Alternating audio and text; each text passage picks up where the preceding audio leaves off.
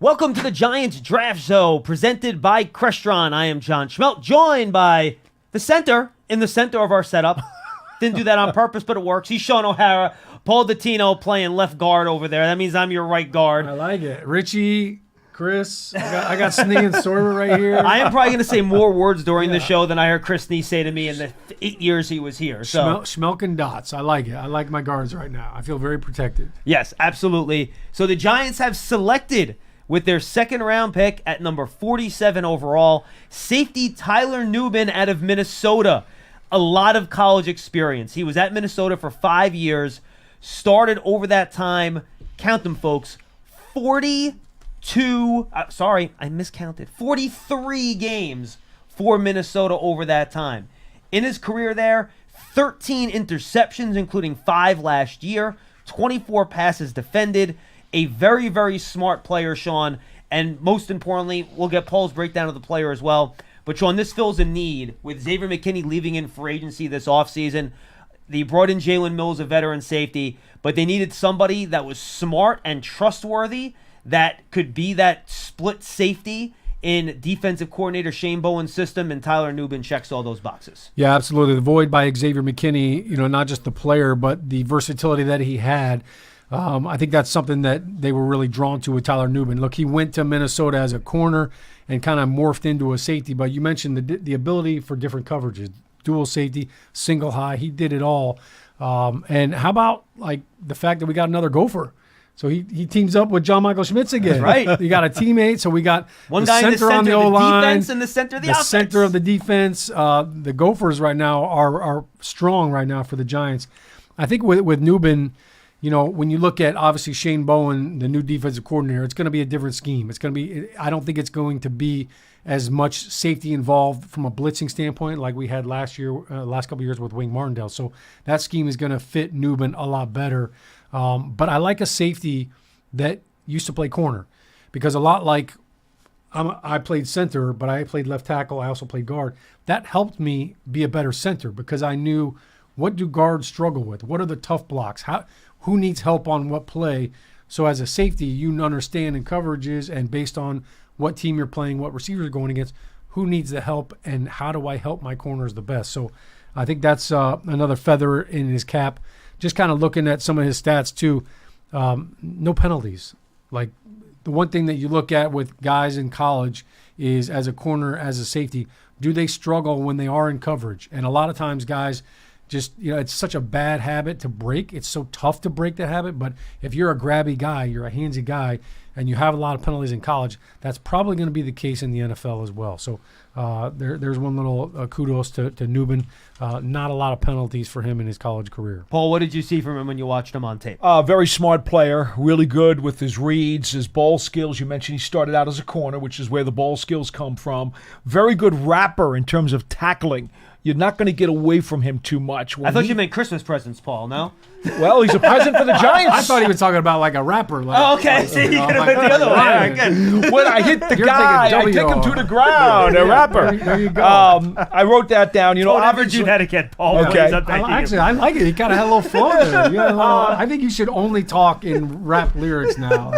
Obviously, not the fastest of guys, fleet of foot, but he makes up for it in intelligence. Now, I talked to him at the Combine, and here's some of the things I wrote. First of all, he was rehabbing at the Combine after meniscus surgery. So that may be one of the reasons why, he got to where he was, because there was a rehab involved, but seemed like he was going to be cleared for camp. He said that Antoine Winfield, the former Michigan Gopher, it was a great standout there and is the standard by which all Gophers defensive backs want to play. It's all about intensity and passion. He said, you let the play come to me, and if I do my job, then I don't have to worry about closing to the ball because I'm going to be where it's supposed to be. He talked about his intelligence. He says, I want to get into the offensive coordinator's mind. He said, you can't take a play off. And if you're not playing physical, then you're not playing at all. You're watching the Giants Draft Show presented by Crestron. The Giants select Tyler Nubin with the 47th pick in the second round, the 47th pick. We are going to be live after the Giants' third-round pick as well, though the way it's going, we might just end up staying on. We've had already 3 picks off the board since the Giants picked Tyler Nubin. Mason Smith to the Jaguars, Chris Jenkins to the Bengals, and now the Commanders' pick is already in at pick number 50. Giants' next pick comes your way at pick number 70. Paul, and I watched the tape of Nubin. They played a lot of single high at Minnesota. Again, I'm not sure you want him to do that in the pros. He only ran that 4.59 in his pro day. Maybe some of that to do with the fact that he was coming off that knee surgery. Yeah.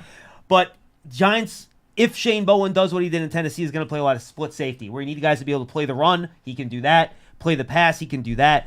And the one thing I wrote down is that really great instincts. He reads the quarterback. He anticipates routes really well, which is what you want out of that high safety. One of the reasons he's able to get those 13 career interceptions, including 12 over the last 3 years. So I think he's a really smart player. You want that quarterback at the secondary.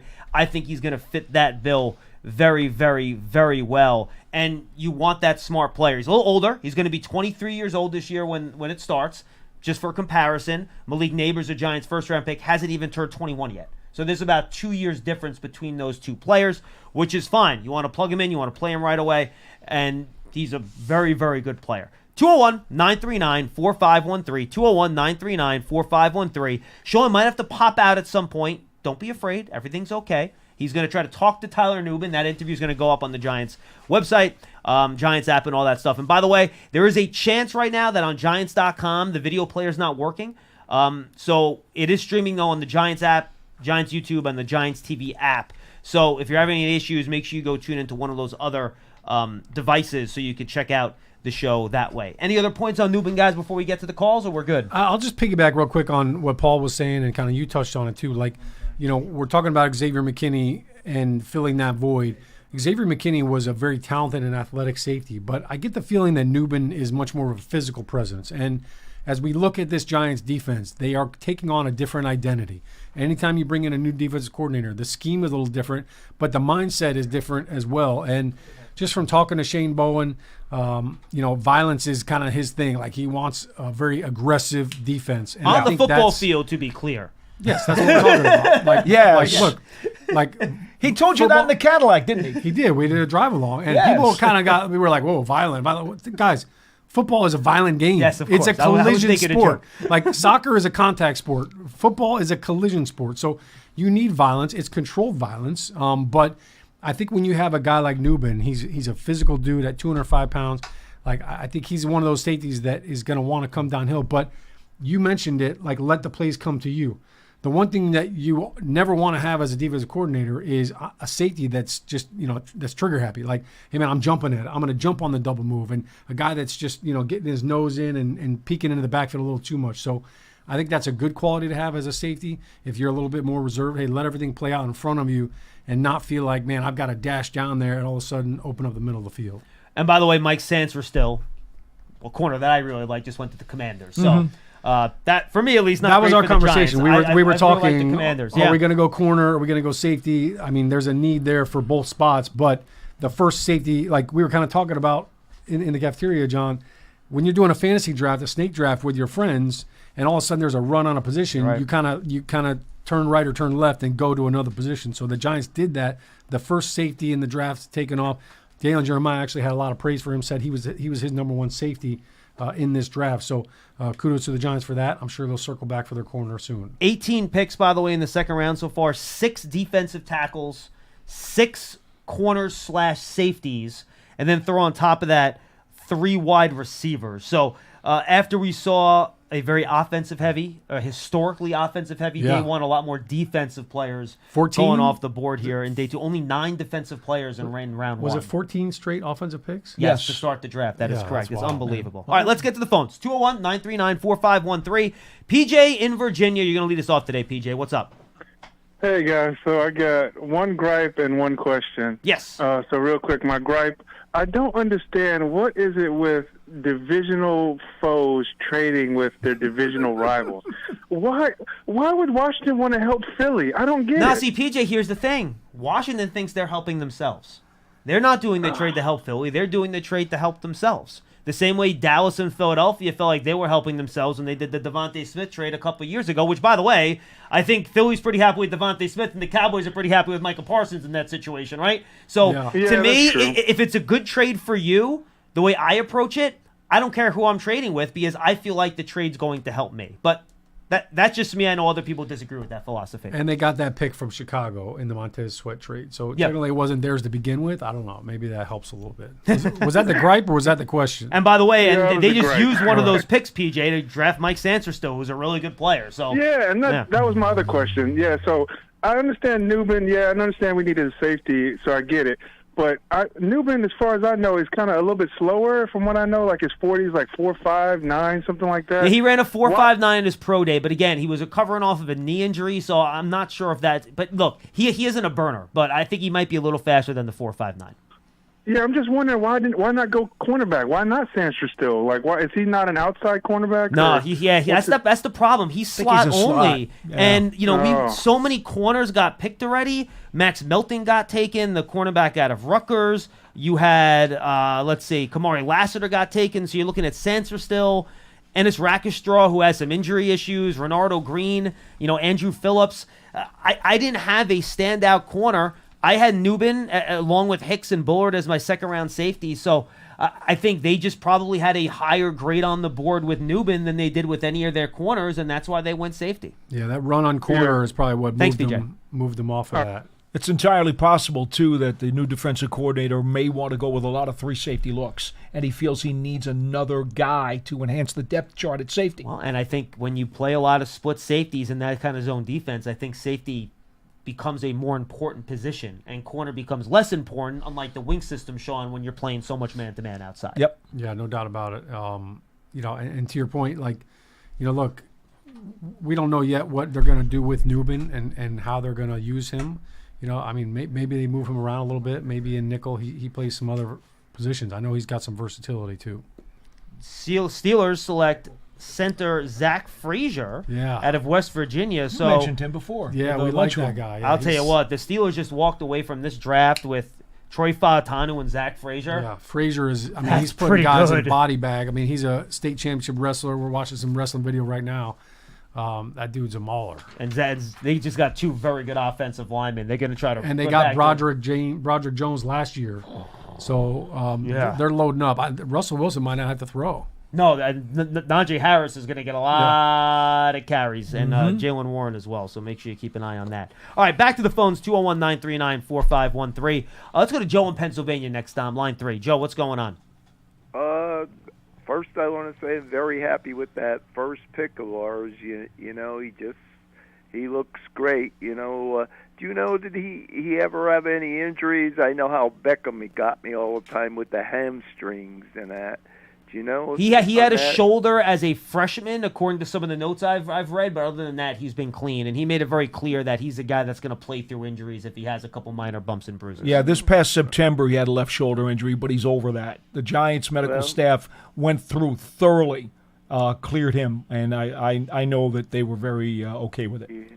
Yeah, and this safety we got, he looks like what I'm hearing. He's a ball hawk.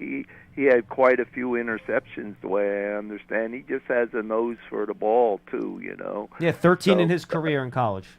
Yeah, so he's around there, and like the previous caller says, Washington always lets the Eagles come up there. There's a number of times right before the Giants that they always let that happen. I can recall going back to Jason Pierre-Paul. I think that happened. But we got Jason Pierre-Paul, and they took Brandon Graham, I believe, there. So but Washington does it all the time. So whatever. All right, Joe. Go Giants. Hey, Indiana just beat Milwaukee, so there you go again. Indiana goes up 2-1 in the first round of the NBA playoffs. How about that? Well, remember, no Giannis, which makes a difference there. James in Georgia, you're up next. Hey, James. Hey, what's going on? Happy draft day continuation. Absolutely. What do you got? Nothing much. Like I said, Shaun, I like the pick. There was a run on cornerback, so I was texting or telling my brother earlier that we're going to have our pick of either top running back or top safety in the draft or in the round. And I'm glad we went safety. Joe Sain's absolutely killing it with that thinking, you know what I mean? Rather than take the 5th or 6th edge rusher or cornerback, or you know what I mean? You take the best, safety in the draft. It's a position of need still. I'm not going to go long. I know 3rd is coming up soon. A couple guys that were on my list that just kind of went off. Do you think Marshawn Nealand will still be there in 3rd? No. If he hasn't just went. I do not think he will be there in the 3rd. I got a couple of names. If you'll touch on them, probably when you stop saying calls or whatever. But I got Muhammad Kamara, Jatavion Sanders, Pooney, Kamari Lassiter, and Drain. Lassiter's long gone already. Yeah. Oh, Kamara. Yeah, never mind. And Tanner Malachlin. I think that's how you pronounce the name. The tight end The you're tight talking end. about? Yeah. Yeah, the tight end. He'll be around. I think he's more of a day 3 guy myself, but Yeah, he'll be around for Okay. sure. yeah. Okay. And to be honest, the that I was seeing in that round, in that range on big boards. You know what I mean? That's why I asked about that. You mentioned running back just a moment ago earlier before you rattled off a bunch of names. Thanks, James. It was our impression from the combine that the running backs will go in a cluster. There's going to be a run of those, just like there was just a run on corners, but they wouldn't probably start until the 3rd round. So there's really, we know that Brooks was just taken a few picks ago, John. Yep. That's the only running back so far. By the Panthers, the Giants will see him this year. Yeah, the only one that's gone of all the running backs. So that cluster, I'm thinking still at some point in the 3rd they'll start to smoke. Colts select A.D. Mitchell. Good value for them, middle of the 2nd round to go. That's a heck of a group of weapons there, man. Michael Pittman Jr., Josh Downs, Adonai Mitchell, Jonathan Taylor for Anthony Richardson, who's basically going to be a rookie this year. That is a nice set of weapons. Yeah. And if Jonathan Taylor could stay healthy, I mean that's a huge guy to carry the weight for him. So, everything for Richardson looks good health wise. Him coming back from the from that injury, shoulder, he should be fine. Washington Commanders on the board now, by the way. This is the 2nd pick they got from the Eagles in that swap, so we'll see where they go. Yeah, and the Colts got Latu, the edge rusher defensively, so I know you're talking about the offense, but... No, I mean, look, the Colts do a good job adding talent. We do have a couple open lines, folks, just FYI, so if you want to get in, you can. 201-939-4513. Wilson and Roxbury's up next. Hi, Wilson. Hey, guys, how are you? Hey, listen, this was the right pick. Now I can look forward to the season. You know how I felt about us trusting a quarterback, and all this talk that the Giants tried to move that for number 3. Listen, if they really wanted this guy, if they really wanted it, one more first-round pick wouldn't have made the difference. You know what I mean? So I think that's a lot of smoke, and you can take that with a grain of salt. If they wanted a quarterback, must-have quarterback, they would have gotten it. So obviously it wasn't worth it, or it wasn't good enough, or whatever it was. But it is what it is, and we got the guy that I think is going to help the team. And because I think we have a quarterback, you know how I feel about Daniel. But if Daniel is listening, I want to tell him something. Can't give any more of these fans that want you to run you out of town, run you out of town any more fuel. So I don't know, man. If he's got to read film differently, whatever, just this is your last mulligan, I think. So we have to make it work. So now it's let's look forward to the season and that's it. Whatever. Now I can look forward to the season because I was a little. You know how I was, Johnny. You know how I was. I know. Man. I know. Wilson, we're so glad for you. We really are. Yeah, Welcome back. Yeah. Let me ask. So let me ask you something. Now that the pick the pick, was this the right pick? If you look now, was this the right pick? You mean Neighbors or Nubin? Who do you mean specifically, Neighbors or Nubin? No. In the first round. Okay, Neighbors. Was this? If you were gonna pick a guy, was this your guy? Of the guys that were available, and Wilson, appreciate the call, man. Good stuff. Thanks, He was my guy. To me, he was the next highest guy on my board. On my board, Malik Neighbors was my 4th best player. So you got him at 6. Job well done. Shaun, what do you think? Yeah, I like Neighbors. I think he brings something to the table. Those three receivers, Marvin Harrison Jr., Neighbors, and Odunze, they were kind of like in it was like a three-headed race, really, those three guys. But Neighbors does things those other two guys can't. He's got unbelievable acceleration. His explosive ability is, it's far superior than those other two guys. Now, Marvin Harrison, obviously he was the gold standard in this draft for receivers, but he can't do some of the things that Neighbors can do. So I like Neighbors. I like his ability too. They used him a ton on like jet sweeps. Like you're going to see him in all kinds of different roles. Like we can't get him the ball enough, and he's one of those guys that once he touches the ball, now that's when all of a sudden the magic starts to happen. He can make guys miss. He can run guys over. He's feisty. He's scrappy. The Giants needed somebody like that. They needed somebody offensively that could be a spark plug, that could light the fire, get everybody fired up, get everybody jazzed up, get the fans going. So I like Neighbors from that capacity. Sean, I believe Pearson's come to retrieve you to talk to Mr. Newbin. All right, let's go. You want to leave him waiting, so go enjoy. Find out about his interceptions, find out about him reading quarterbacks and all that, and what kind of defense he's comfortable in. Come back and report to us your findings. I will. I'm going to ask him about Antoine Winfield. Perfect. There you go. Like it? See, we just gave Sean a lot of material to talk to Tyler Newbin about.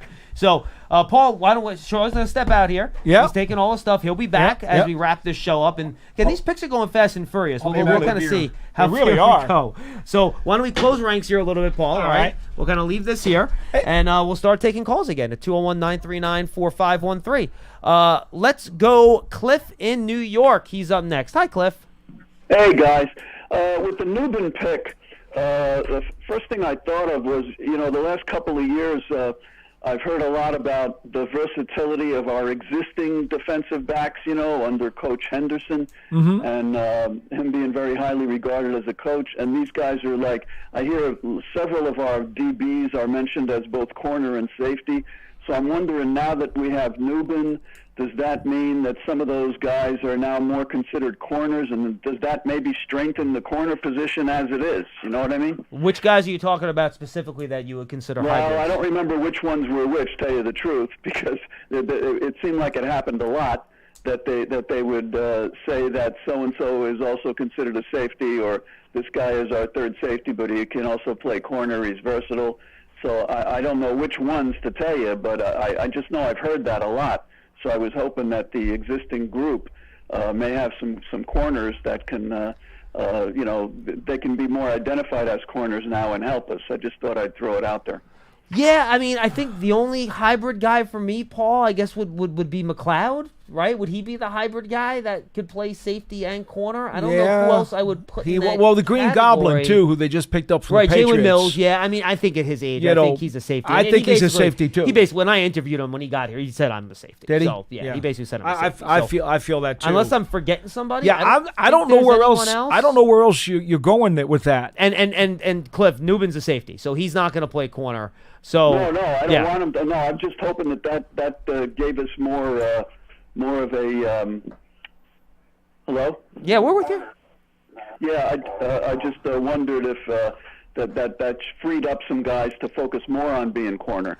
The one thing I will Cliff, say, I'm not going to go to that particular theory, but I will say this: when you look at the Giants' safeties right now, and even the corners to some degree, very intelligent secondary, John. Very intelligent secondary. They may not be the best athletes on the field.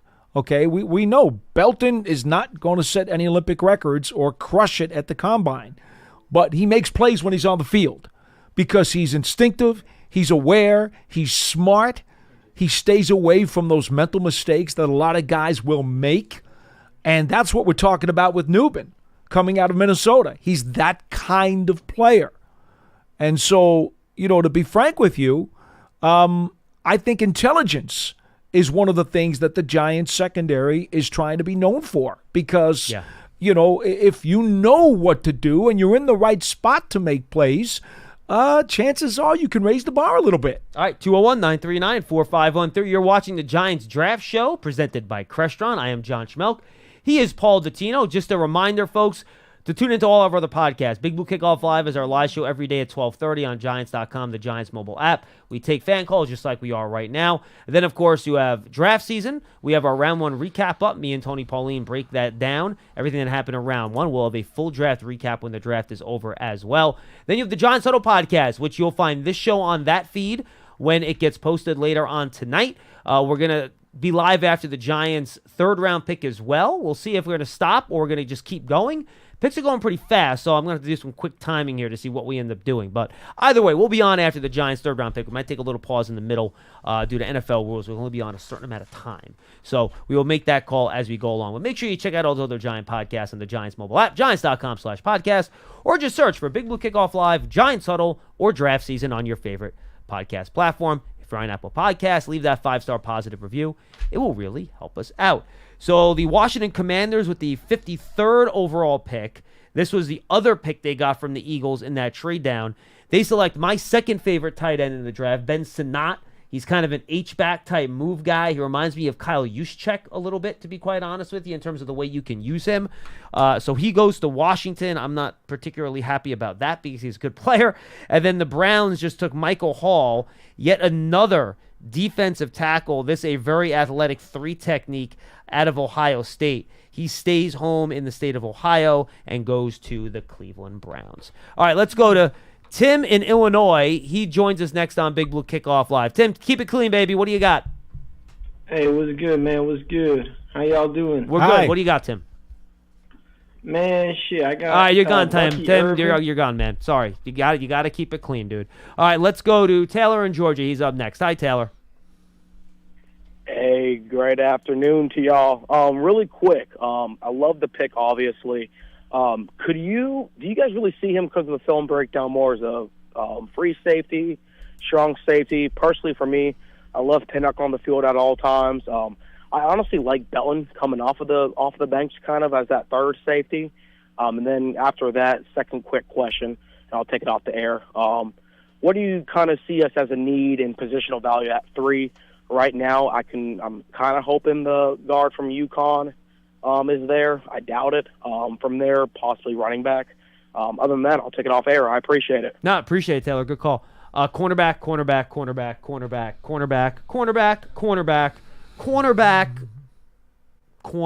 You just passed on a bunch of corners in this round. Maybe defensive tackle. Then I would get into the running back territory for me. Yeah, I mean, corner is the biggest need to me right now, and it's a glaring one, to be quite honest with you. Yeah, they went with the safety, and again, maybe that's what the scheme is going to call for. They needed some more depth at that spot. Well, they just might have thought he was that much better. And of a maybe player. they did. Maybe they. Hey, look, we knew at the combine that there were folks who told us they thought Newbin could be the best safety. Bullard got some votes too. I mean, Daniel Jeremiah had him number 1 on his safety. Exactly. Board. So I mean, this is not a reach here, but in terms of perceived need. Corners seem to be more thin, okay? In terms of the running back situation, John and I have both discussed this. I think that the Giants need a power back to fill in that other spot in this running back by committee. I would want a big guy. Audric Estime is my guy from Notre Dame. Can you get him in the 3rd?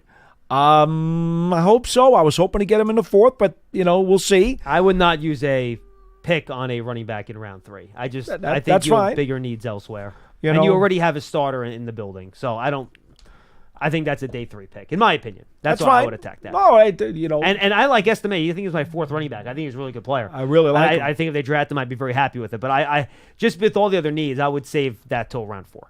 The problem really comes down to here, the tight end spot is another issue because, again, we still don't know what's going on with Darren Waller. He says he's working out. He told some reporters today at a public appearance for a charity that he is indeed doing all of his workouts as if he's going to come back, but hasn't made a decision yet. Well, you guys know how much I love Sinnott, and unfortunately he's already gone, so that's the end of that. But Stover's not a bad tight end if you want to keep looking in that spot in the next round. Patrick Paul goes to the Miami Dolphins, the offensive tackle out of Houston. Very tall, very rangy. Has some things to clean up a little bit in terms of fundamentals, but good player. Cowboys on the clock here. We'll keep an eye on that. But for now, let's go back to the calls. Jason in New Haven's up next. Hey, Jason. Hey, what's up, fellas? What's going on? Good. Thanks for taking my call. I love the draft so far. I know you guys have talked in the past, and I've been a big proponent of, especially when it came to the three receivers, the top three receivers in the draft. Part of it is like, what does Dayball and Kafka want for a receiver? And I never really thought Rome was the guy, even though he was a clean prospect. And I don't think we was ever going to get Harrison. I think if he was there, I mean, that would have been a no-brainer. But I think Neighbors fits that Dayball Kafka separator. He does. Kind of that Tyreek, not call him Tyreek Hill, y'all, but kind of that explosive athlete once he gets his ball in his hands that we really haven't had since, Odell, since Odell left us. Yeah, so absolutely. I love the pick. Nubin was a great pick, too. Low-key, I kind of like our safety group. We're young, but one thing I've talked about with Belton, he's always around the ball. And this kid Nubin seems to always be around the ball. I like Pinnock.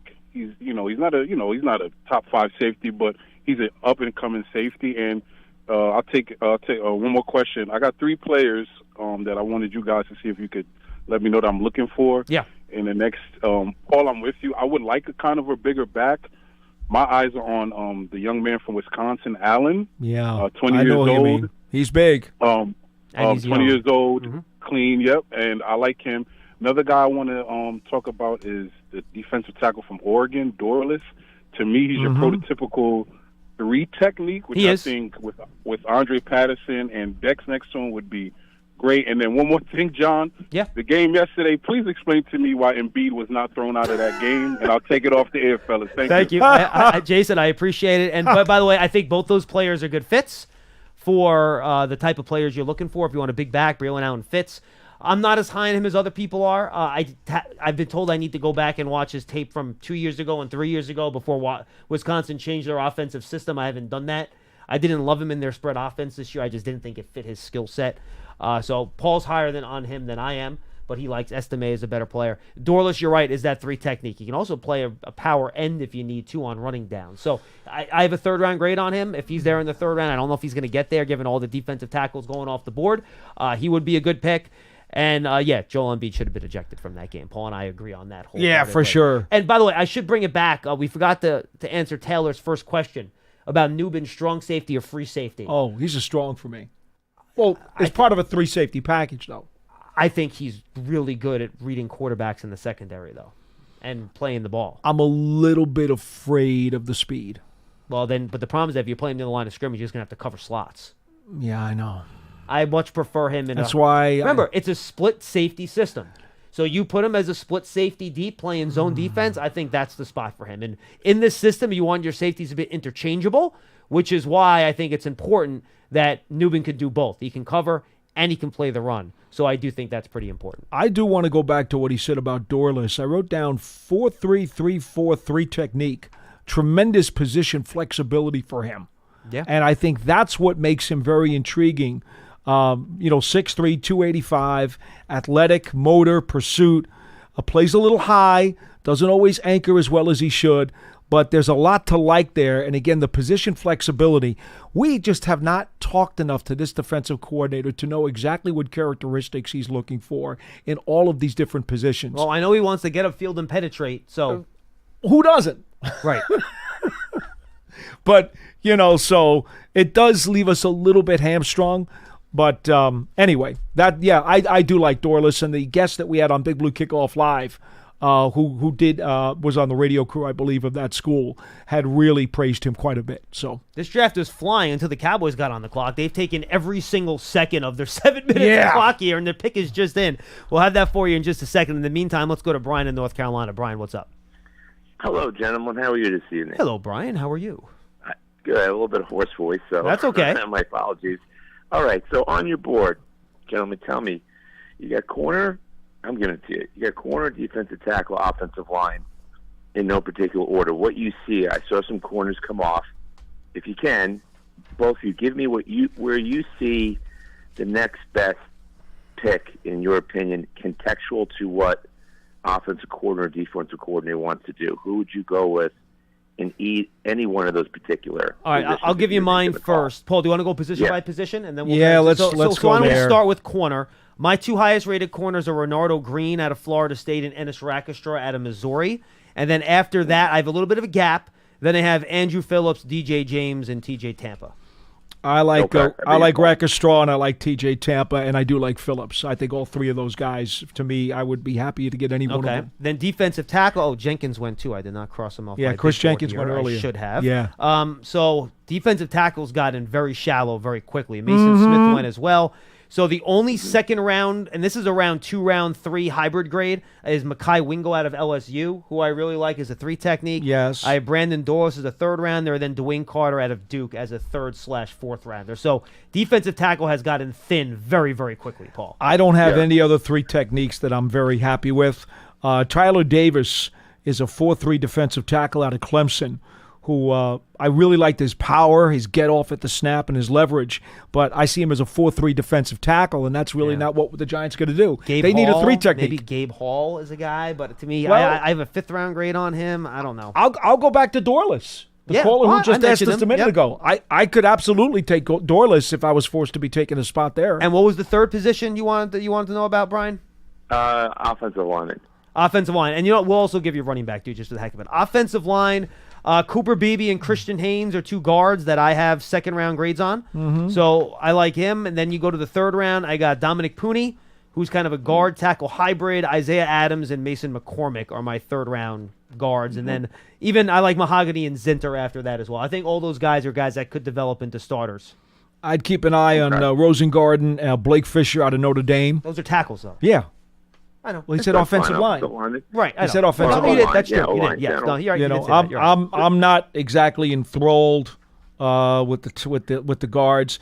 There's a sleeper guard. You want a sleeper guard? Don't talk about like in the next couple rounds. Deep. Yeah. Leighton Robinson, Texas A&M. Okay. There's a sleeper guard for you. Deep 3rd day. I like it. Sleeper guy. So based on what you're saying, what I'm hearing, it sounds like the most depth is still at the offensive line. You mentioned a lot of names. Is overall, is that what you're saying, though, based on what's left and what you like? There's more depth overall. I want an offensive lineman if we can get another one.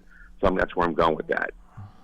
Well, I appreciate the call, man. Yeah, I would say, look, I don't think you draft another tackle. In my opinion here, I would lean more towards the guard spot.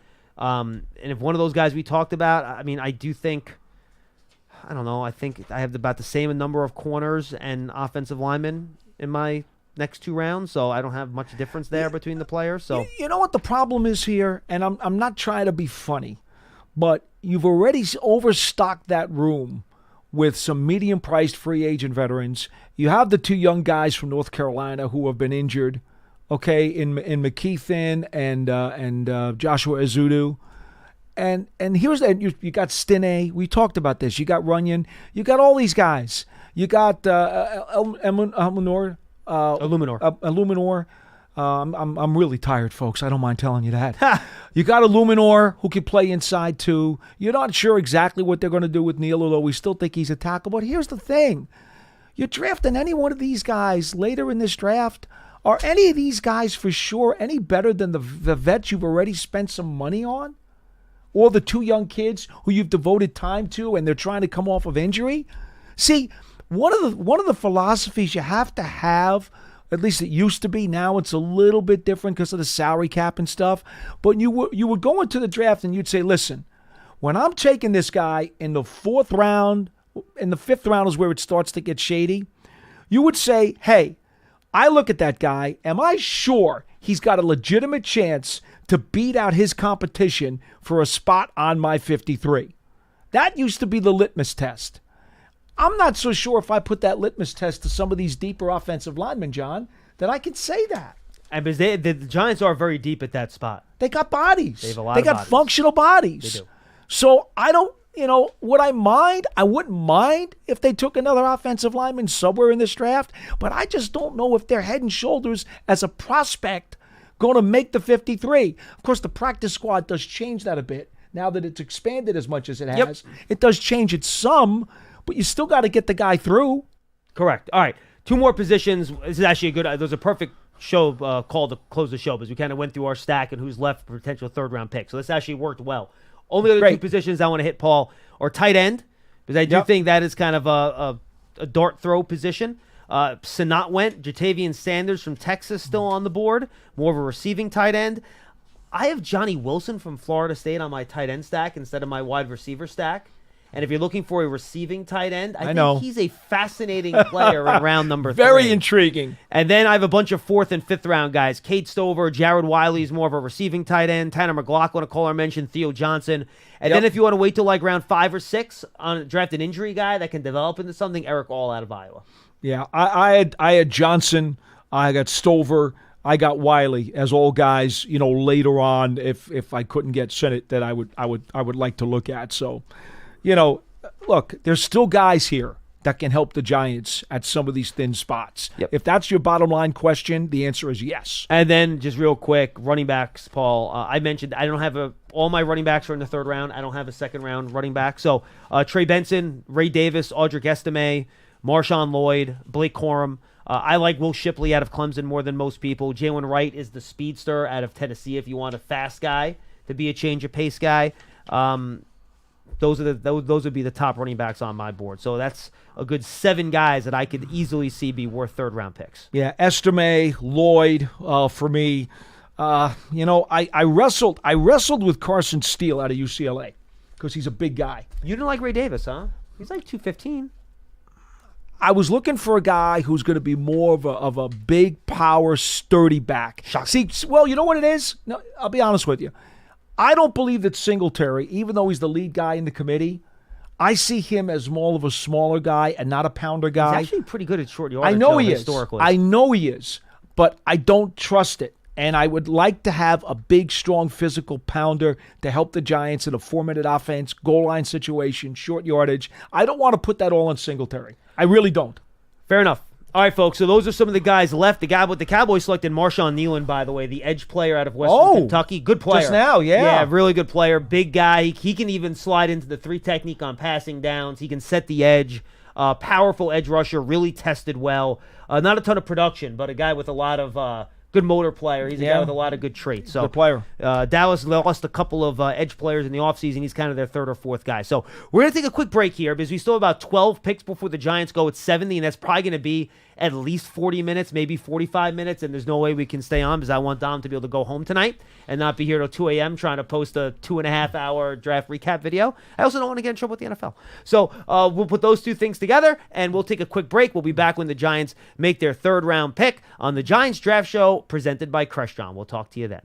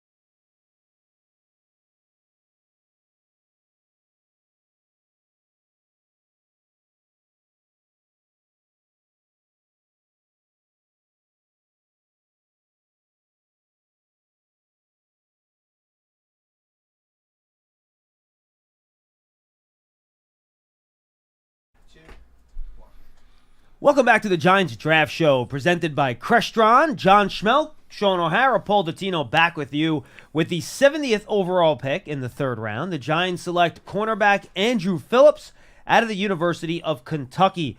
Phillips, in his college career, played 4 years, started for half of one, all of his senior year, 16 total starts. A guy that can play inside and outside. He played about 2/3 of his snaps outside as a senior. Played about 1/3 of them inside, so he can do a little bit of both.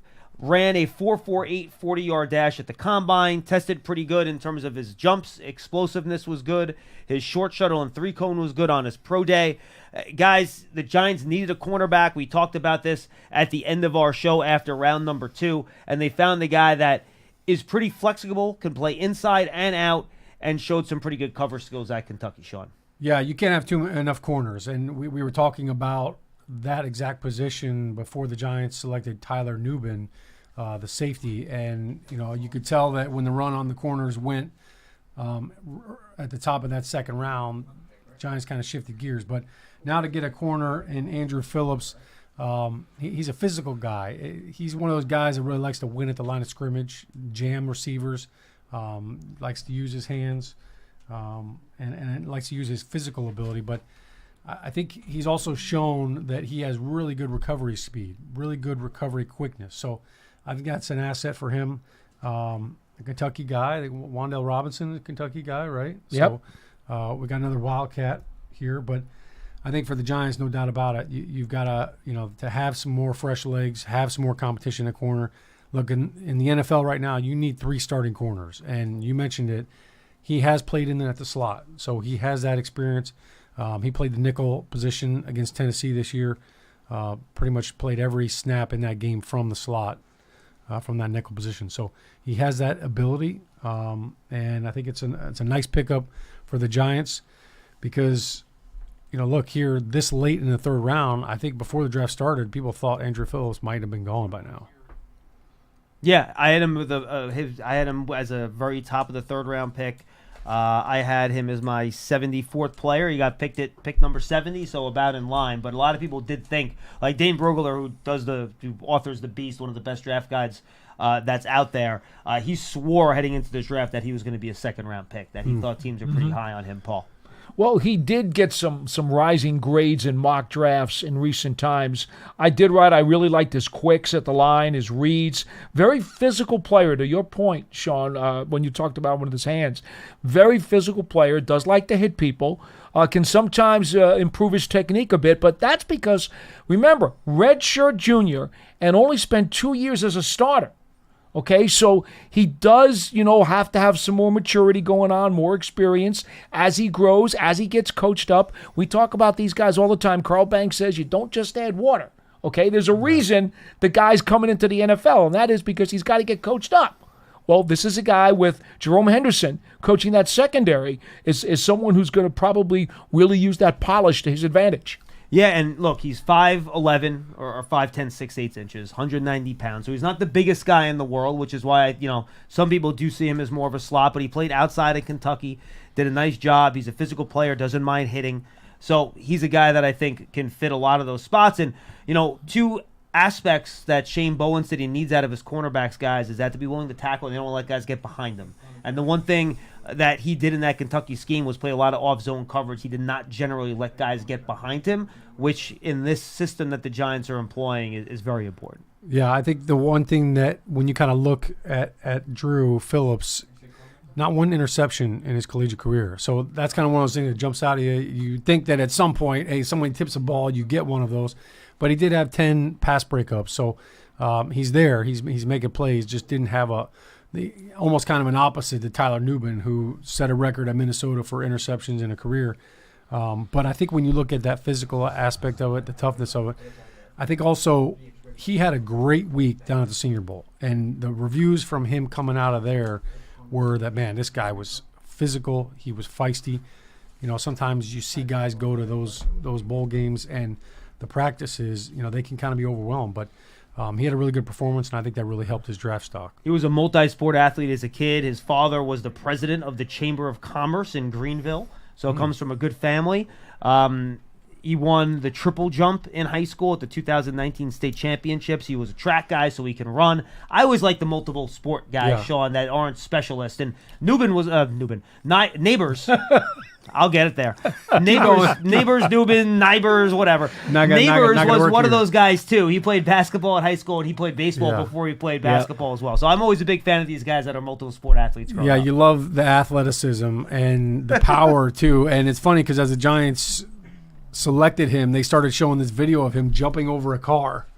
And hopefully it wasn't moving. It was not moving. Okay, good. He was running over it, but I don't know, maybe that was a little foreshadowing, like coming to New York. You may have to jump over some cars if you're in the city or if you're walking around in traffic. How about we avoid that? It may come in handy.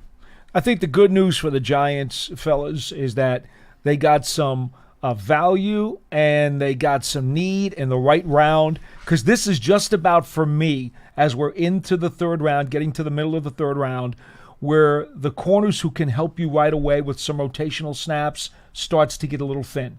It's pretty, sure about it right now that, you're not going to find as you go deeper. If the Giants waited to the fourth round, they weren't going to get a guy of this caliber. Let's put it that way. You had to take the corner because it's drying up. You had to. Yeah. It's drying up. So I'm glad that they did it.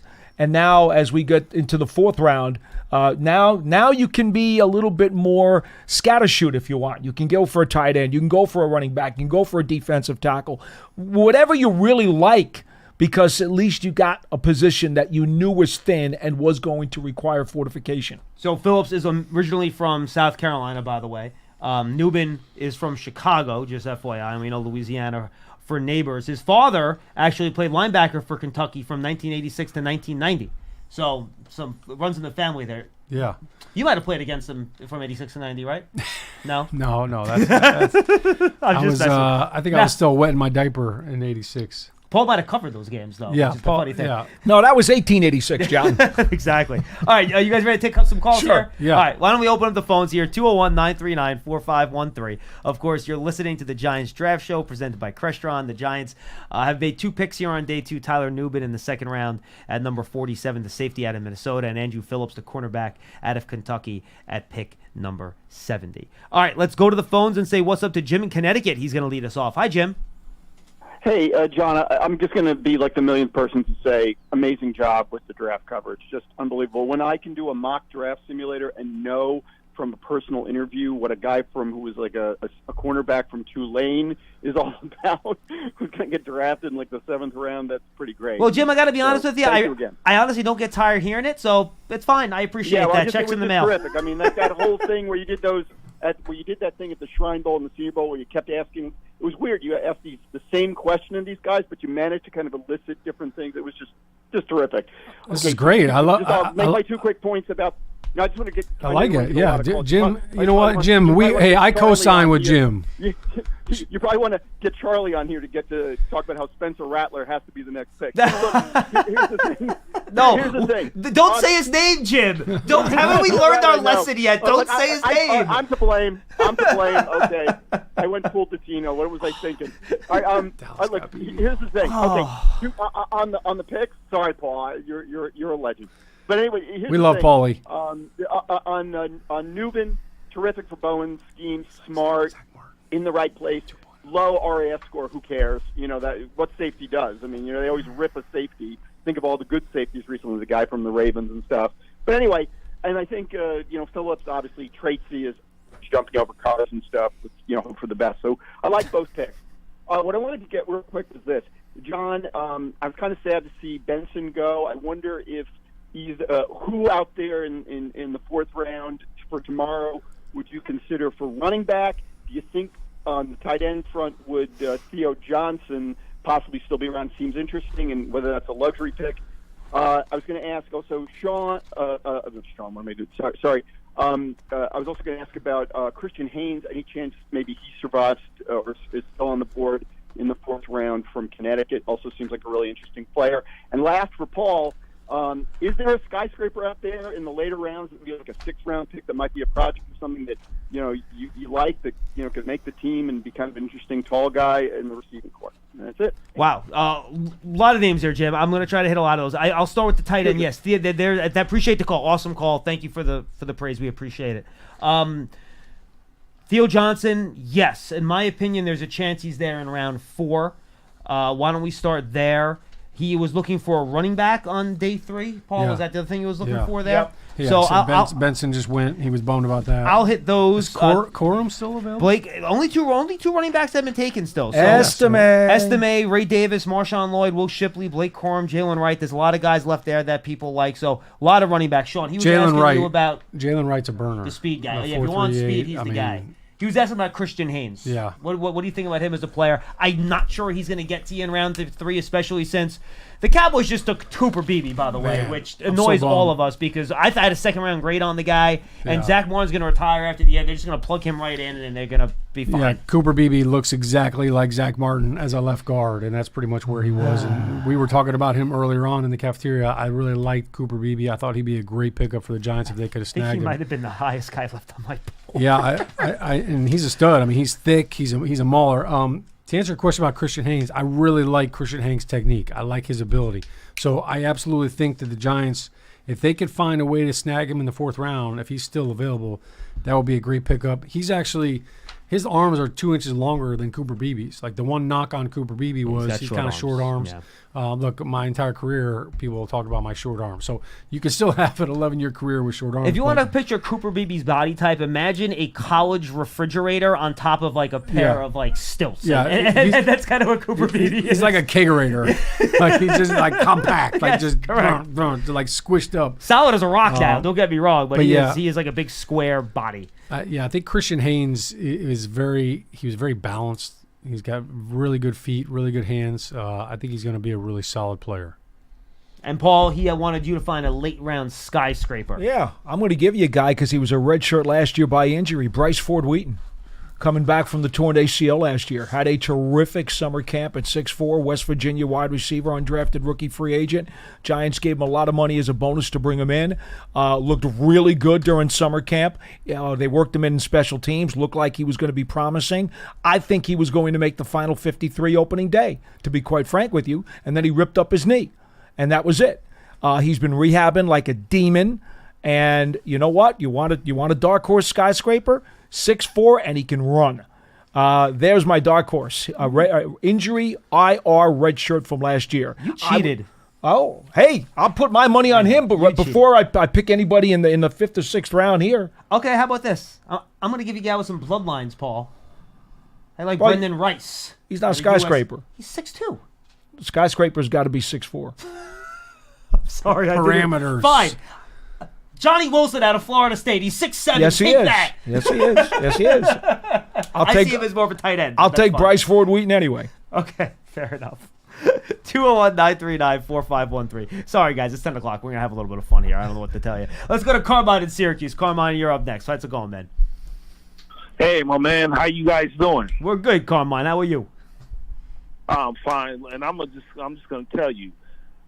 Thank God I had the brain to download the app for Giants, the Giants.com app. I'm beyond loyal to the Giants. I make it my business not to miss the draft every year because we need to change some things.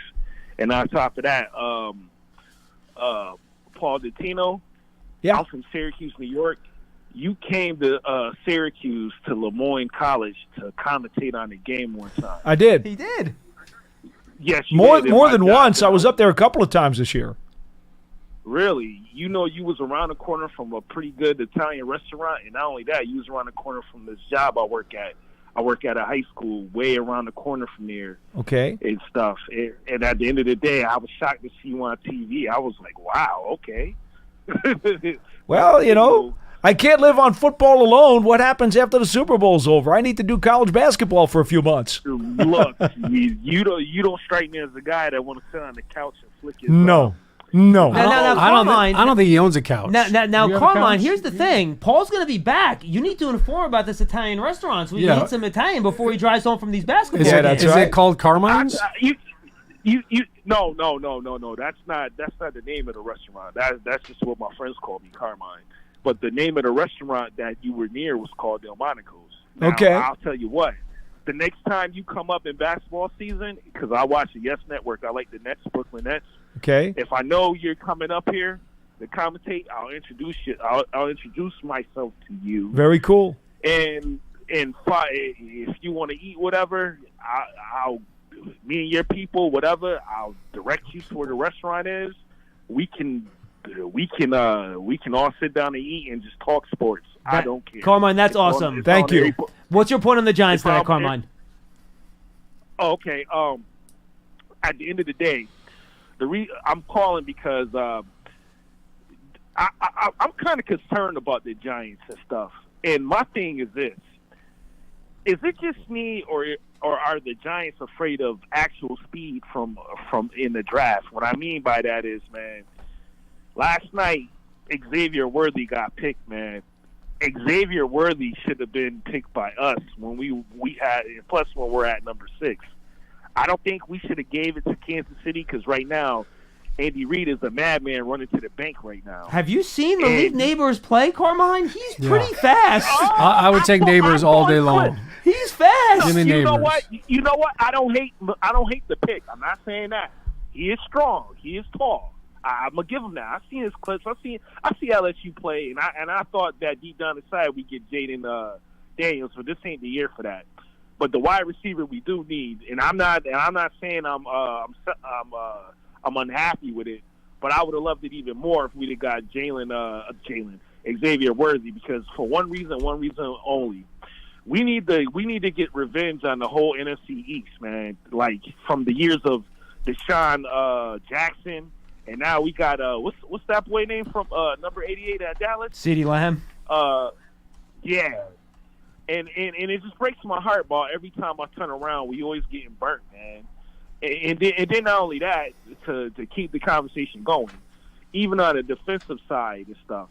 I like some of the D-backs we've had, but we need faster D-backs, man. And at the end of the day, I love the 2 Super Bowl rings we got with what's name. But somewhere down the line, man, we need beyond change, man. We just need faster people. That's all I'm saying. And I'm not saying I'm not dissing the Giants. I love the Giants.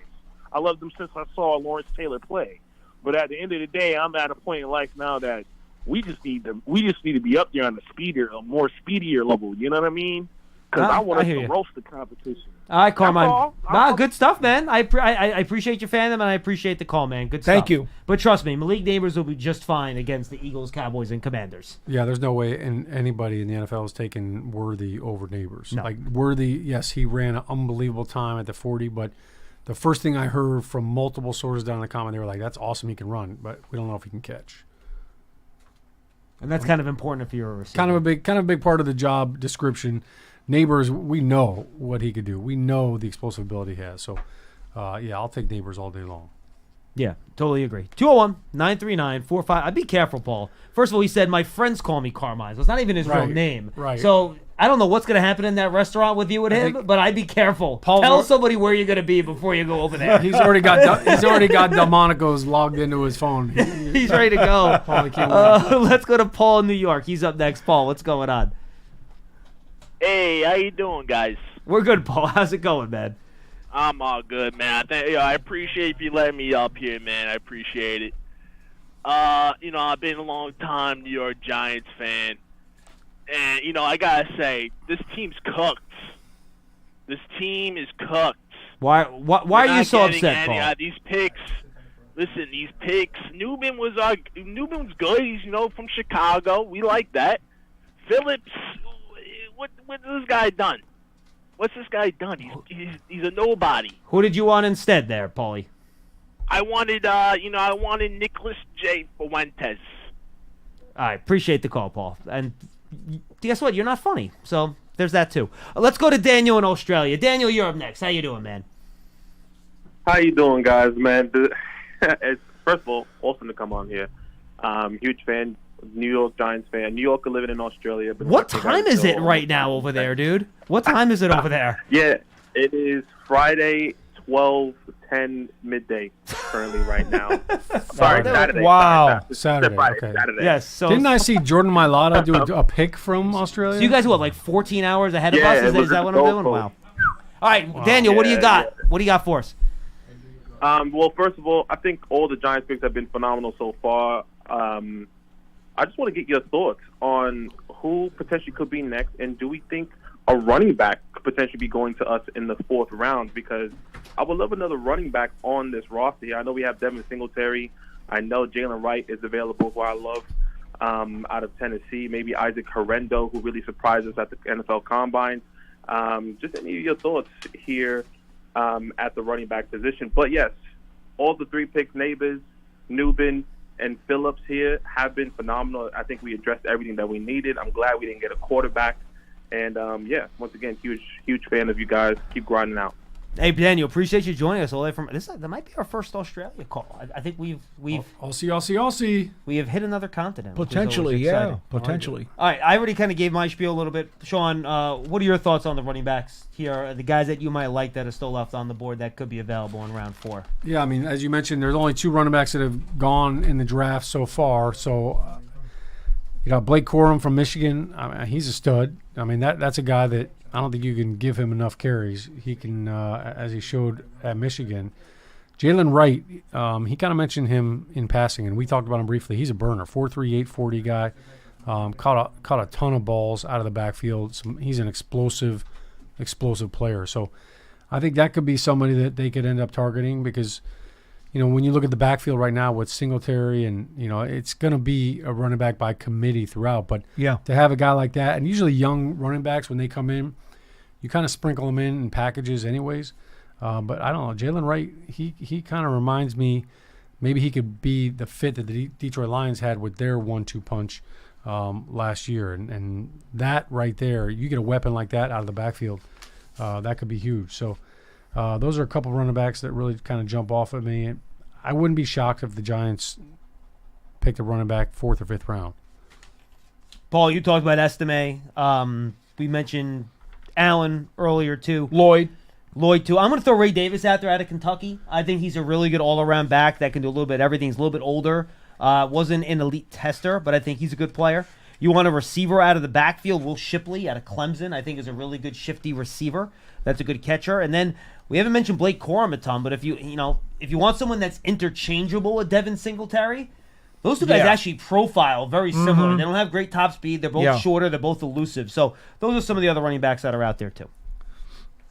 201-939-4513. Steve's in Atlanta. He's up next. Hi, Steve. Hey, John. I'm very pleased with what we're doing. The only one thing I want to start first about, Carmine needs to understand the Giants. Since Joe Shane has been here, speed has been what we have been getting. Nothing but speed on here. So he needs to look at the players a little bit better.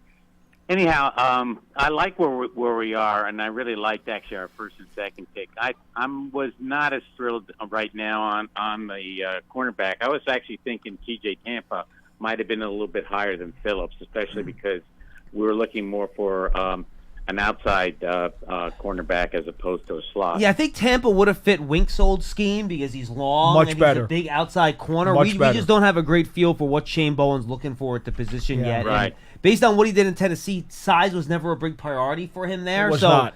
I think that's probably why he's still out there on the board. Yeah. From running backs, I'm agreeing with Wright. I really would like to see Wright, but there looks like between that and Lloyd, Shipley is good, but Corum and Shipley both have a lot of tread worn on the tires. They right do. now. That's Yes, my they do. You're right. concern. God knows Harbaugh But the buried Corum into the ground for sure.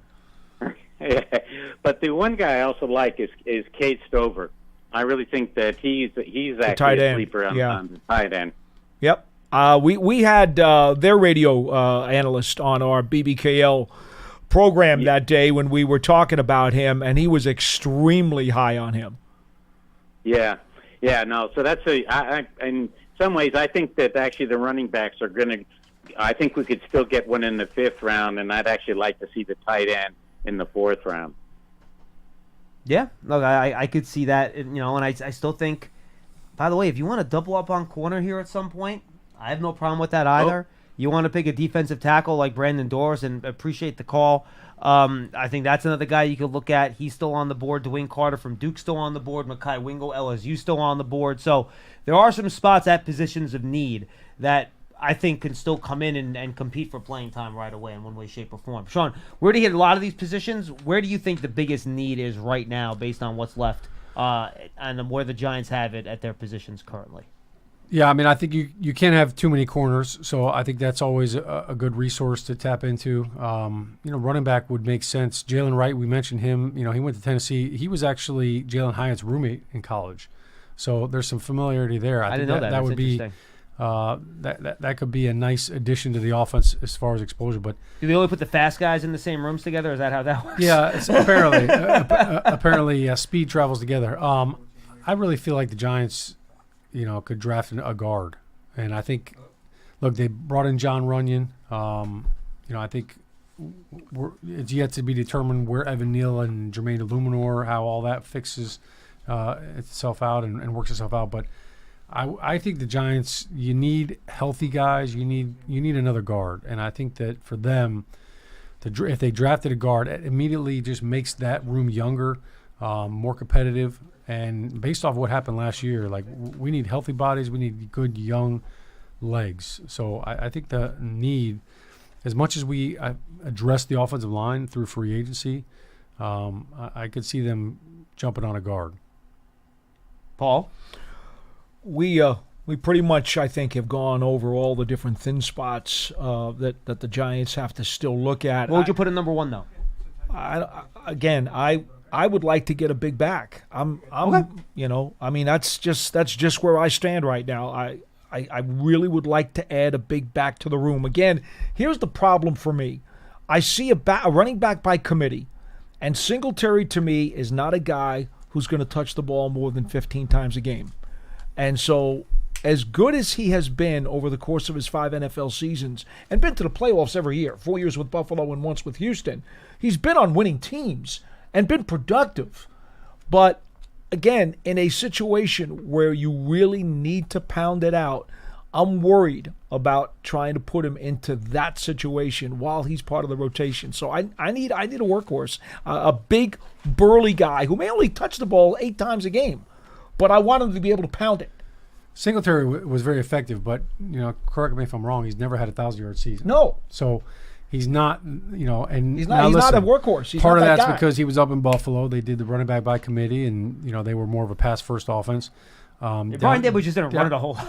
Right. It's not really been, it's not because anything Devin Singletary did. But right. I will say this: when he went down to Houston, like he started the season, he was the backup running back, and then he had one of his best and most productive years.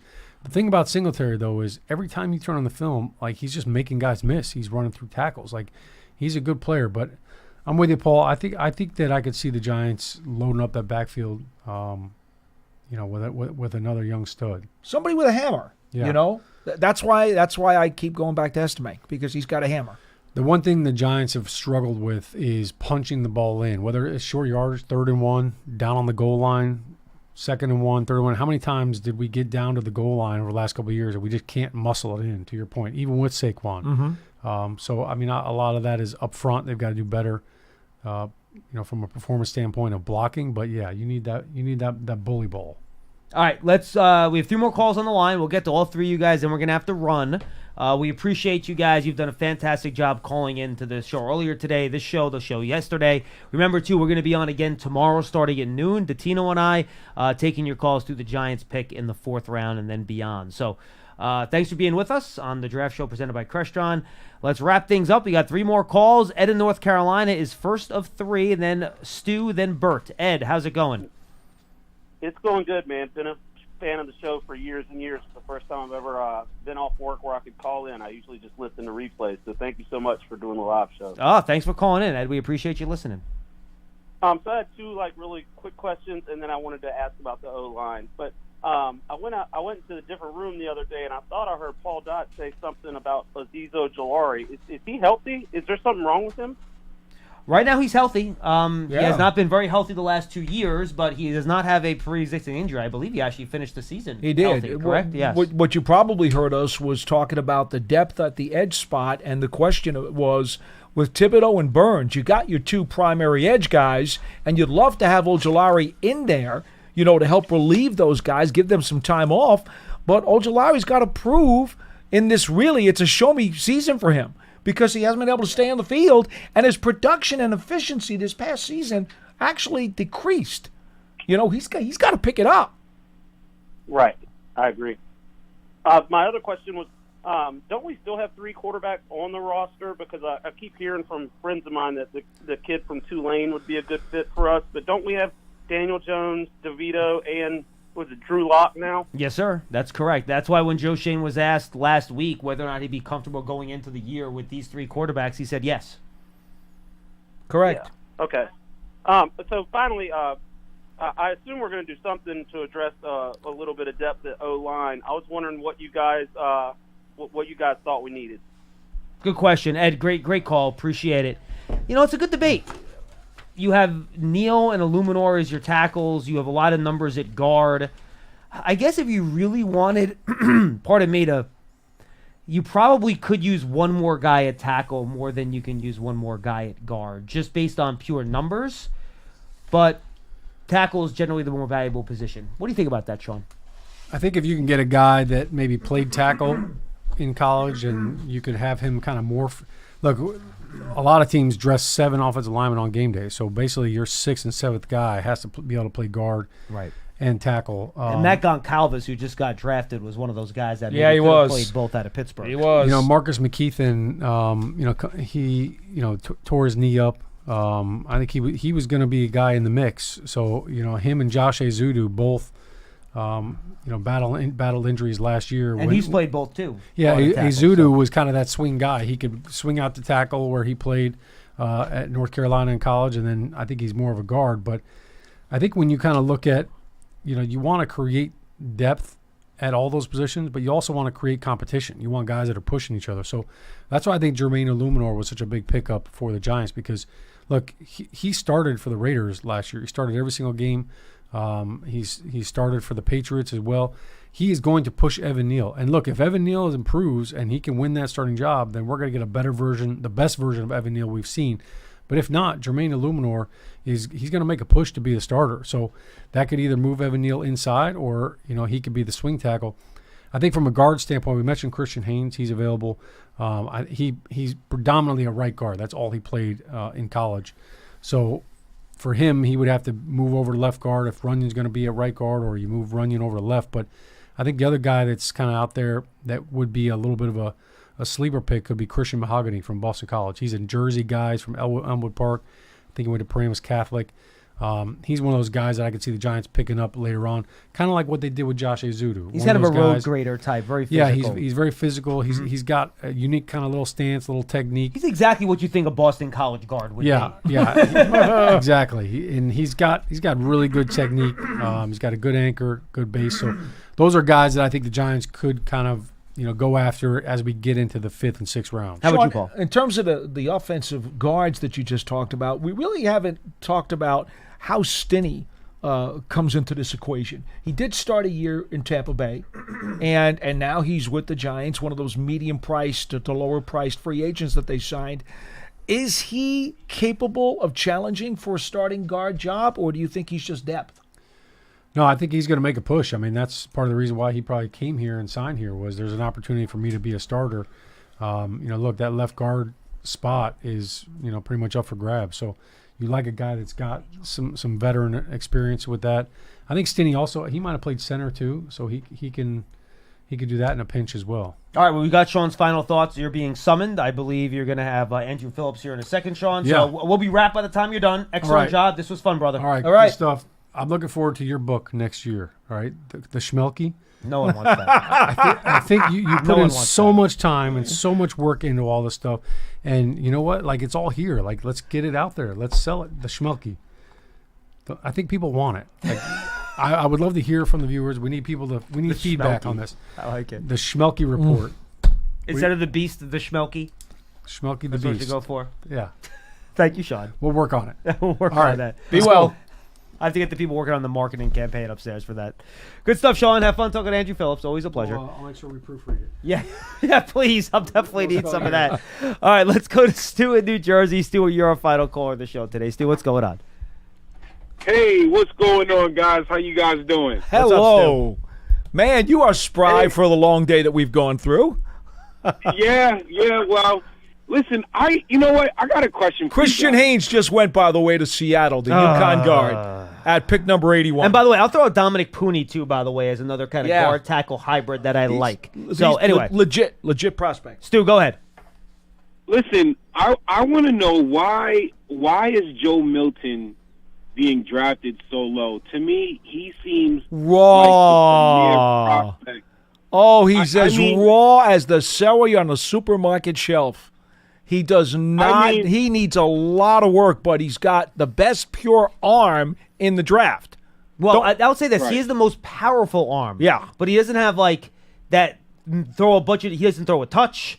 Like, he doesn't have, like – he doesn't That's have not a what- versatile arm. He has a power arm. Strongest arm. Strongest. That's a good way to put it, yes. But experience is lacking. There's a lot about the game plan that he was a system guy at Tennessee. There's a lot he needs work on. If you want to take Milton, you take him late in the third day, and you plan to sit him for 2 years.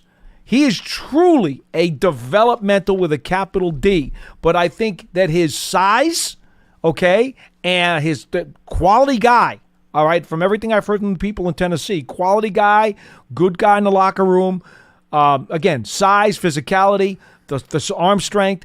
You're going to have to do a lot of work on him, though. So he sits for 2 years. Paul, you don't think he deserves to be in that quarterback room?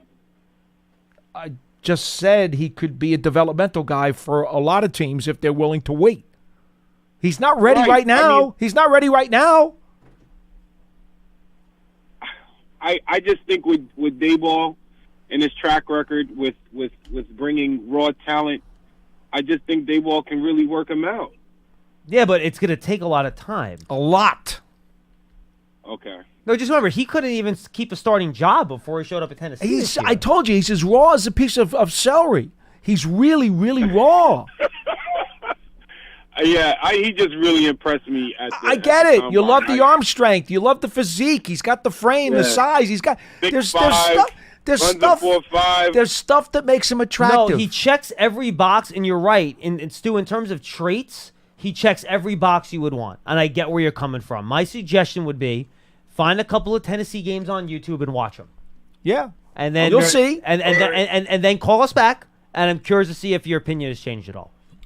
Well, I will do that. John. I'll give you a guy if you want. The Florida State kid, Leary.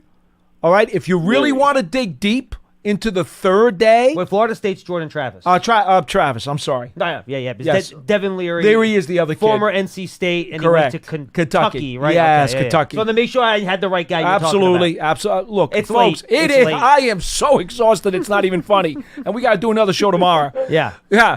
Let's go back to Travis. Broken leg. Okay, injured. You're gonna have to deal with that. He certainly needs some work, but there's no question that he has more polish, more experience, more savvy. He's got more touch, had some production at a very high level. You want to take a flyer on somebody there? He's more further developed. And Spencer Rattler's still on the board, too. Well, you know how I feel about Rattler. Right. I think he's the best guy of the second group. Oh, wow. How about the Rams? Who had you like him, huh? Okay. Yeah, look, Rattler has some traits. And appreciate the call, Bert. Great stuff. Stu, sorry. Bert was the guy that hung up, right, if I'm not mistaken. Rams just took Blake Corum, which is interesting. Because he's kind of a physical clone to Kyron Williams. Yeah. Who had a really good year for them last year. So I guess that's now going to be a timeshare backfield. So all the Kyron Williams fantasy football owners are very unhappy right now. Who thought that's you, Dom? You have Kyron Williams? Well, if you have a keeper league, you're in a lot of trouble. Sorry, Dom. This is not a good moment for you, sir. I feel for you. Just real quick, folks, just to update. We've read through all the guys that we might, and we'll give a couple names before we say goodbye. But since the Giants picks, just to keep everyone updated, then we got to roll here. You had Isaiah Adams to Arizona, Trevin Wallace, the linebacker to the Panthers. The Cowboys took Cooper Beebe. Braylon Trice, the pass rusher to the Falcons. The Bears took Kyron Amagaji from Yale, the offensive tackle. I still don't have that one right. Jonah Ellis, the defensive end from Utah, went to Denver. Delmar Glaze, Maryland, offensive lineman to the Raiders. Houston took safety Kalen Bullock, the great ball hawk. Macklin Calvis, the oft-injured offensive lineman from Pittsburgh, went to Indy. Jermaine Burton, the super talented but troubled wide receiver, went to Cincinnati. Boy, him and Joe Burrow, that's crazy. Christian Haynes went to Seattle, and then Tip Ryman went to Arizona. Now Blake Corum just went to the Rams. So, Paul, I'm going to we already kind of talked a lot of some of the names here. You mentioned Estime. Christian Haynes got picked, so he's off the board. I'll throw out Makai Wingo and Brandon Dorlus as defensive tackles. Dwayne Carter, too. If you want a bigger corner, since you took a smaller guy in Phillips, TJ Tampa, Cam Hart, Kyrie Jackson, if you want to go there. Guards, Dominic Pooney, Mason McCormick, Christian Mahogany. Johnny Wilson is a hybrid tight end, otherwise Cade Stover. Those are the kind of the names Johnson, that jump out to me. McClatchin. McLaughlin. McLaughlin. Yes. Three tight ends out there who I think would all be, solid picks at in the later stages here. Yep. So that's where we are, folks. Just want to thank you again. Don't forget our other podcast. This episode of the Giants Draft Show presented by Crestron will be showing up on the Giants Huddle podcast feed. Subscribe to that.